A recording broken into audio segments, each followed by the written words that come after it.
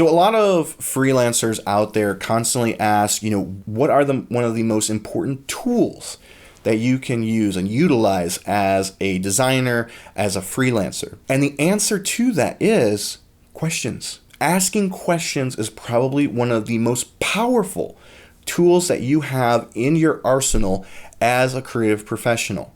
It's what really sets you apart from the low-level designers, the mediocre designers who just say yes to everything without asking more deeper questions. On top of that, it's also being an active listener. So these two tools, asking questions and being an active listener, are probably the two most important pieces, the two most important tools in your creative quiver, so to speak.